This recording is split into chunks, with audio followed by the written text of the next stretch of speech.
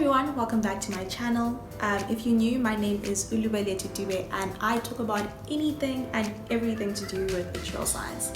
So given that it's exam season, I figured now would be a great time to post a video about my study tips and tricks, the ones that I've learned along the way. And I'm also going to take a little bit of a deeper focus on how to prepare for the not so calculations based courses. I remember when I did Actuarial Risk Management, that course was very different from everything I'd done before. So the way I studied for it and prepared for that exam had to be very different in order for me to bag those marks and actually pass that exam. So without further ado, let's get right into it.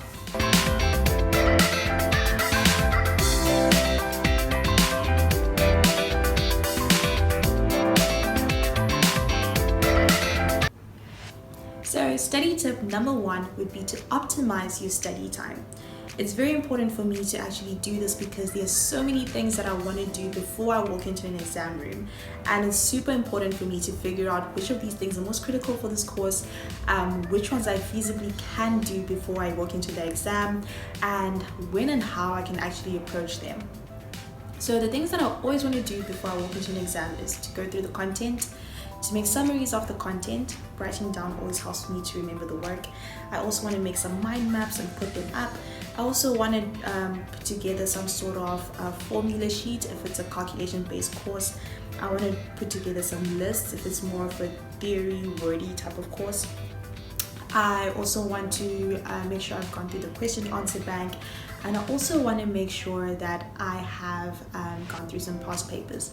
Whilst in university, I would also want to make sure I've revised the TATs, and I also want to make sure I've revised the tests, especially the ones where I didn't get the best marks, to see where I'm going wrong. So this is a lot of stuff obviously to cover, and at times time is very limited. So that's why planning for me would be so important, because that way I already am acceptance of what I can and can't do, and I know whatever I'm doing now is the best I can do for this exam. And because I've set out when and how I'm going to approach everything, I know there's enough time for me to do the things that I need to do, and I feel more in control. It also helps me if I'm feeling stressed or panicky, because I feel in control of everything that's going on. I know, okay, we've got this, there's time for everything. I can sit down and just focus on whatever I'm doing at that point in time, because I've set aside time to basically deal with everything else. Another way to optimize my study time was basically to know when I'm most productive and when I'm most efficient and when I'm most able to take in information. For me, I am a morning person, so I have to wake up in the morning. That's when I'm going to do most of the heavy lifting type of studying. So I wake up at 3 a.m., 4 a.m. to get some studying done before I start working, because I know I can't work in the evenings. I'm not productive in the evenings. In the evenings rather, because I know that's not a time for me when I'm most productive. That's when I'll do the much lighter things. So that's when I'll probably put together the mind maps, or put together a formula sheet, or go through some questions and answers, and just try to do the much lighter things. And if there's anything that's too hectic that I bump into, I just push it to the morning, because I know I'll probably be able to figure it out when I wake up and my mind is still fresh. So if you're a morning person, do wake up in the mornings, use that time effectively. If you're a night person, don't do what I'm doing. Definitely work throughout the evening. I remember being in first year and just hearing people saying, oh yeah, I studied all night and I woke up at 2 a.m. and I did try to replicate what other people were doing, because I thought that's what you're meant to do. I was wrong. I'm not a night person, I'm a morning person. So basically making sure that I actually study according to the way I am was very, very important.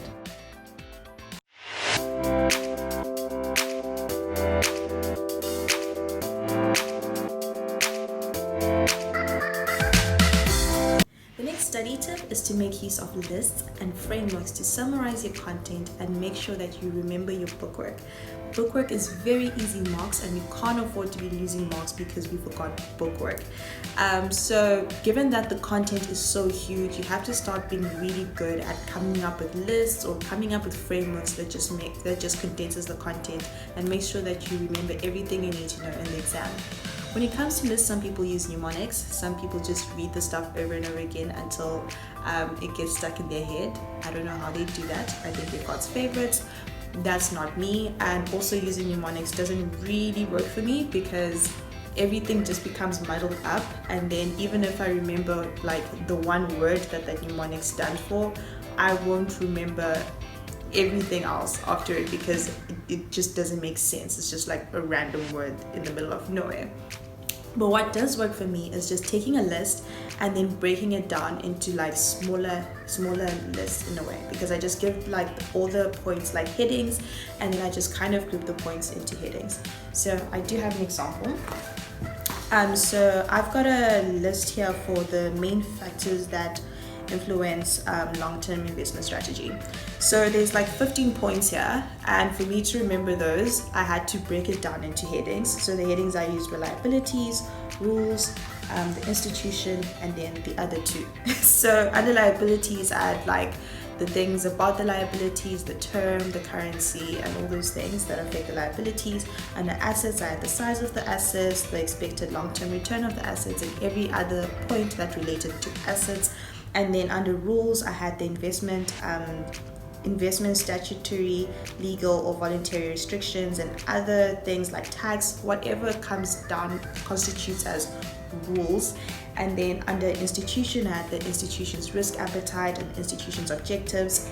And then for other two, it was just the other 2 points that I could not put under any particular heading, and that for me was diversification and the strategy followed by other funds. I couldn't put that into a heading. So that kind of helps for me because it's now like I just need to remember 6 things, and those 6 things have a theme. They have a common theme. There's something I'm meant to be thinking about around them. So that does make it easier for me to remember my list. I literally did that for most of my book work, except for like the really long ones like product design. Like the mnemonics had to work. I had to make that mnemonic work. But yeah, for me, taking a list, breaking it down into parts with a similar theme made it easier for me to remember that. So frameworks are the other way to remember your bookwork. This is because they basically condense like lots of information into like a unified theme or unified like headings for you to remember. So a popular framework would be System T. It's used to describe or characterize your investments. And so basically you just take your investment, you'll say, okay, property, and then you'll be like, okay, what's the yield? What's the term? What's the marketability? And because just by using System T, you're able to remember the major points of the characteristics of the investments of property. So it's very important for you to do that even with other like chapters that don't have like popular frameworks for them. If you see that there's a unified theme, like everything goes under like certain subheadings, then it's worth doing that. I know for me, one place where I used frameworks was basically to remember products and how they work and how they're used. And so that would be like the life insurance products and the general insurance products, the health insurance products. Because there was so many products and all of them had like different things happening with them, there was like unified themes. Like, okay, what needs is it meeting? What's the definition of this product? Is it available in group? Is it available as a group product? Is it available as an individual product? Things like that. Just basically taking the product and then just putting these headings and just being like, okay, every time I see a question and says describe this product, I already know I'm asking myself 5 or 6 questions about that product, which makes it much easier for me to remember all the information. Because at times you do know the stuff, but you kind of forget which points to bring up or how to bring them up or what's actually necessary. So if you kind of go through your notes and see for this section, this is the unified themes, these are the unified points that I need to bring up when I'm describing this or I'm dealing with this, and that basically makes it easier for you to answer your questions and remember all the necessary points. So yeah, frameworks. Learn to come up with your frameworks. Learn how to build your own frameworks. It's so important because it makes it much easier for you to remember your bookwork.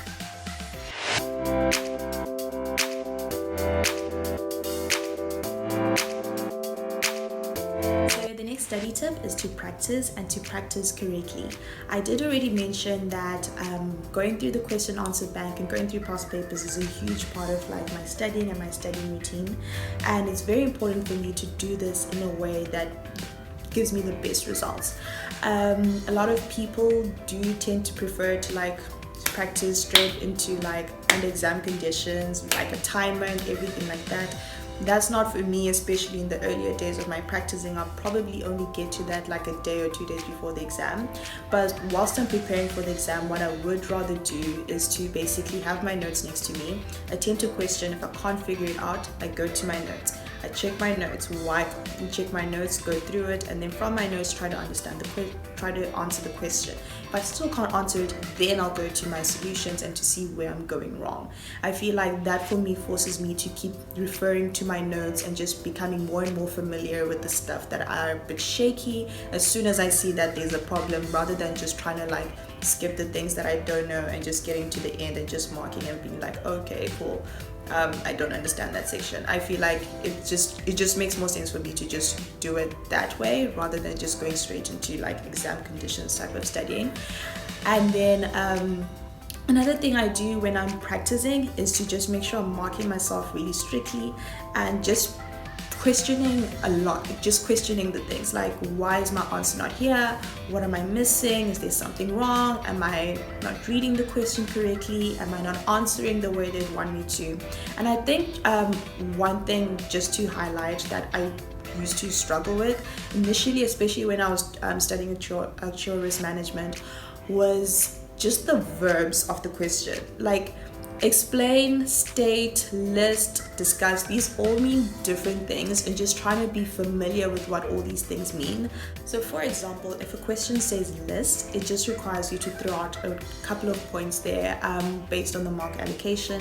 If a question says explain, it would require fewer points, but it would want you to go into detail of those points. So explain the what, the how, the why is very important when the question says explain. And then if the question says discuss, it wants you to cover a wide range of points, and it wants you to go into those points to some detail. It would probably want you to also apply your theory and your understanding of the content to the particular question. So just being aware of the different verbs and making sure that you're answering the question correctly is also super important, and something that comes with a lot of practice.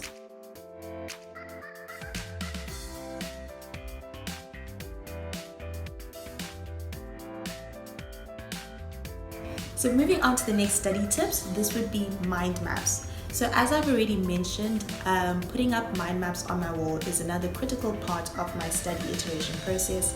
So for me, when I put mind maps up on the wall, one, it's an opportunity for me to see my notes every single day and to basically study passively, because as I pass that wall, I'm forced to see these notes and it kind of helps me remember the content. And two, it's also an opportunity for me to actually just see everything together and how everything fits in. So a very important thing for me when working through my mind maps and putting them up is to actually arrange them properly. So for me, I don't want my mind maps to just be a summary of my summaries and then I just put them up randomly on my wall. It's very important for me to actually arrange them together the chapters that have a unified theme together. So for example, in Actuarial Risk Management, what kind of showed me how to arrange those chapters was to just look at the core of that course, and the core of Actuarial Risk Management is actuarial practices. So when I was putting up my mind maps, I kind of thought to myself, okay, this is basically a lot to do with the actuarial control cycle. How does everything here fit in with the actuarial control cycle? And then how do those things fit in together? So what I would do is be like, okay, you've got modeling here. Modeling is part of coming up with modeling the solution and coming up with the solution. So modeling goes with data, it goes with pricing, and basically just putting those things together. And that also helps me generate points in the exam, especially for those discussed questions that require a lot of points, that require you to come up with a lot of points. If I already know that modeling is connected to data, it's connected to pricing, it's connected to X, it's connected to Y, it's much easier for me to like think of those points to kind of put them down in the exam. And also for me personally, when I take time to just arrange the mind maps based on the core principles of the course, it forces me to question the material more. It forces me to question why this chapter has been included, why is it critical in communicating the core principles of that course. And for me, that really helps me understand the content better. So that brings us to the end of this video. If you liked it, please don't forget to give this video a thumbs up. And if you haven't subscribed, please don't forget to subscribe and hit the notification bell so you're notified every time I upload a new video. And I would love to hear how you guys are approaching your studies, the different study techniques and the different study methods you're doing. So if there's anything that you're doing that I've never thought of, please leave a comment down below. I would love to see what you're doing and hopefully add that into my study process as well. So thank you so much, and I'll see you guys in the next video.